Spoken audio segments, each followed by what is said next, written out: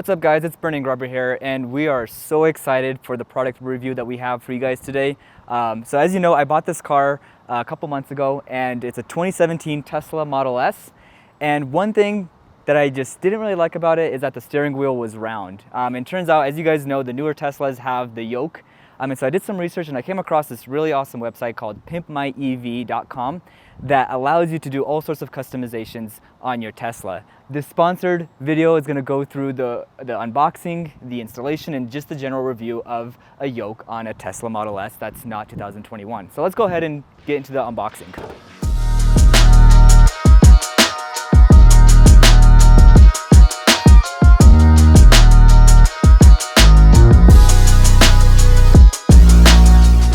So overall, the packaging's pretty nice. Opening the box here, you have a microfiber cloth with the PimpMyEV and then the actual Yoke itself. So you could fully customize the Yoke to whatever you would like it to be. I chose with just the basic leather. You could have carbon fiber, you could change the color, you could change the stitching of it even.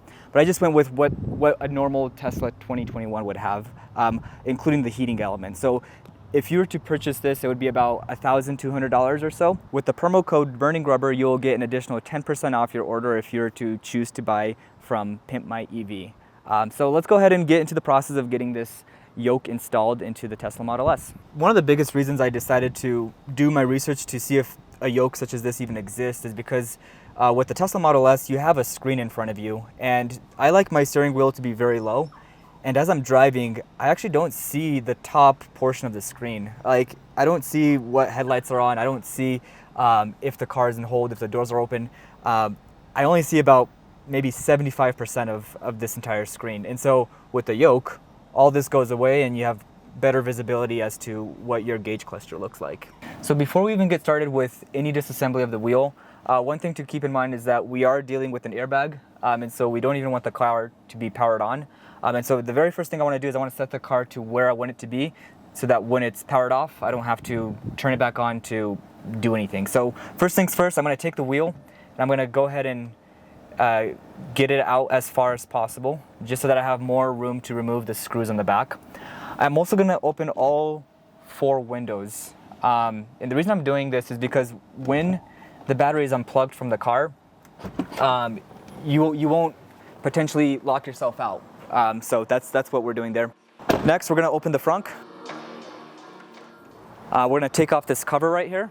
It just holds on by little plastic pieces. And then to get to the battery, we have to remove this plastic component right here. And so there's 2 hoses that I have to take off. So I'm just going to reach in here and remove a hose on this end and then a hose on this end. And then we want to remove these 3 little clips.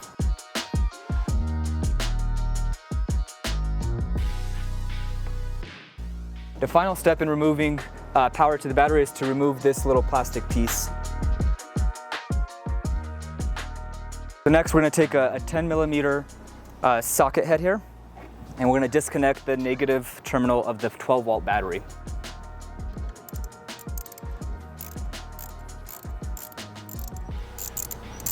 So yes, even though it's an electric car, it still has a 12-volt battery for all the accessories. And so not only do we do that, but we also disconnect this first responder loop. So normally, if this car is in an accident, the first responders would cut this red loop to cut all power to the car. What we'll do instead is just unplug this connector.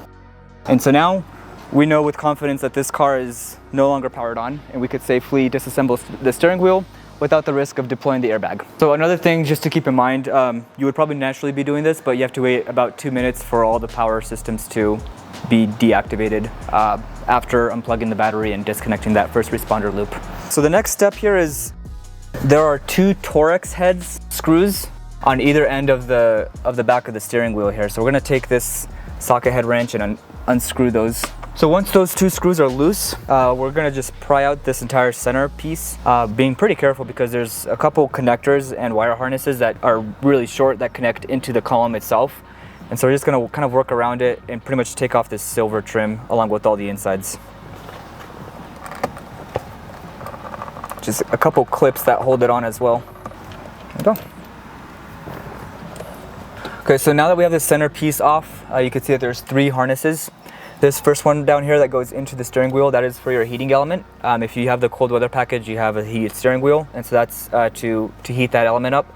This yellow one is your airbag. Anytime you see a yellow connector in a car, chances are it's an airbag, so be extra careful with that one. I mean, the car is off, so we're probably fine.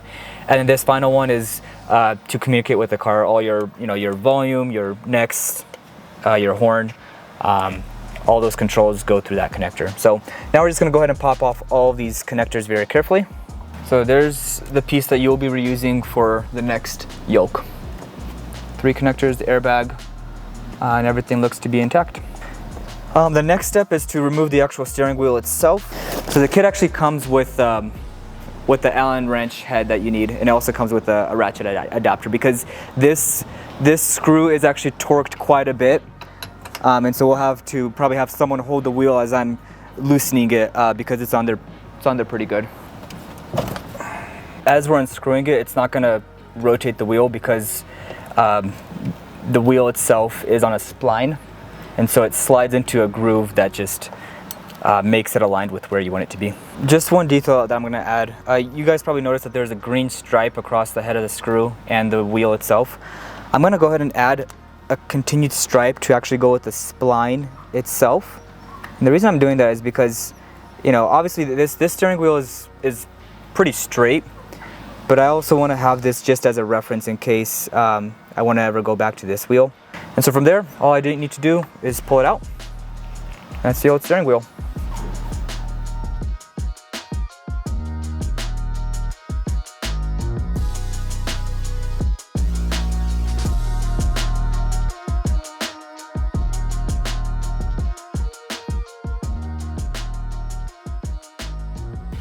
I'm just gonna make a reference mark for myself if I ever have to take this off and put it back in, just like the Tesla guys did at the factory.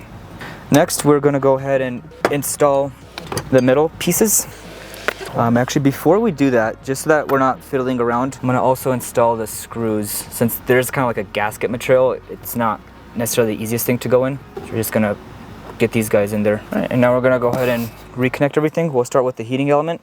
Just so that you guys do know, so you could fully customize the steering wheel on PimpMyEV.com.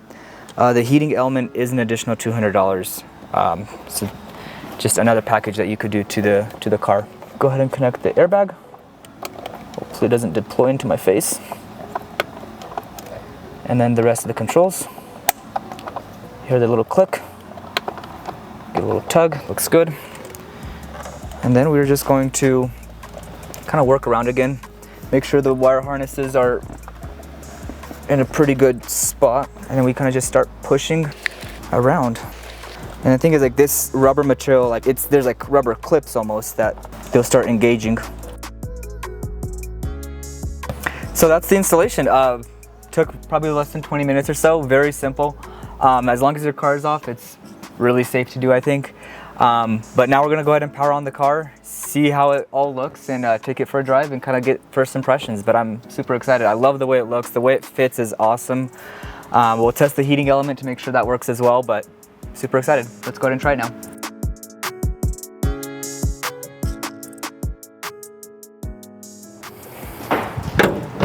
So the car is still booting up, but once it's booted up, we'll press the brake pedal, and in fact, I think we could probably even press it now. And the car will begin going into the configuration that that I want it to be in for driving. So the most awesome thing about this is the screen is so much more visible to me. I see everything in front of me. I see the large screen right there. Height is perfect. I think the next step will be let's take it for a test drive and see how it feels. Samalot. I'm gonna go ahead and go here. Feels a little weird at first, but a good weird. Let's see if this airplane will take off.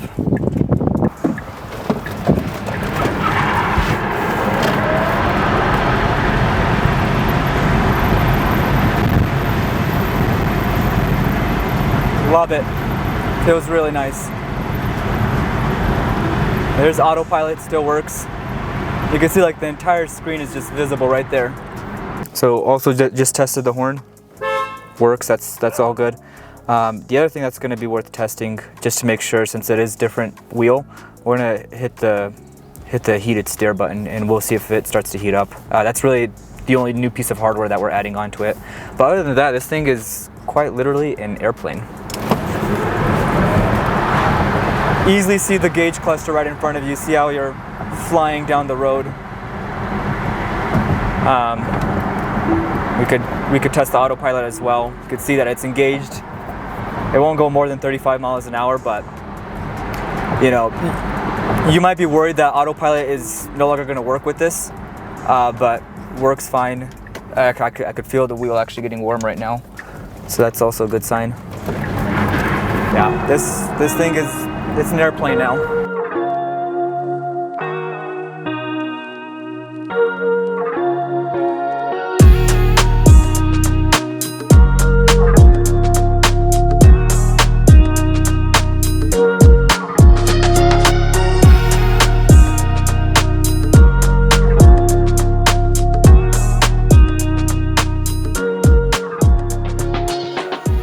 Alright guys, well that's it for this video. I gotta say my first impressions on the Yoke is fantastic. I gotta say, like a 13 out of 10.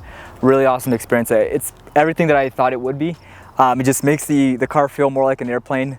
It feels a little weird at first knowing that you don't have that top section to grab onto when you're doing like a 3-point turn, but you get used to it really quick. And again, the biggest thing I want to point out is how awesome it is now that you see the entire screen. That was the biggest complaint that I had with the regular wheel.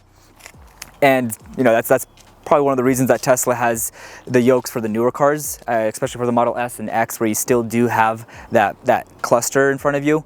But awesome product. Highly recommend you guys go check out PimpMyEV.com. Use the coupon code Burning Rubber for a 10% discount on any sort of purchases. They have tons of products, not only for Model S, but also for Model 3 and X. They have probably hundreds of different accessories you could buy. Now I will say this Yoke is one of the more pricier ones, but I will say the quality of it, I mean, it took them 5 weeks to build this thing and ship it to me. It was hand built, which is pretty awesome. It feels very original. I mean, that's kind of what I was shooting for. I didn't want anything to look very off from what Tesla would do. And I think what I have right there for what this car is as close as you could get with how original it looks. So highly recommend. Go check it out. Thanks guys for watching, and leave a like and subscribe.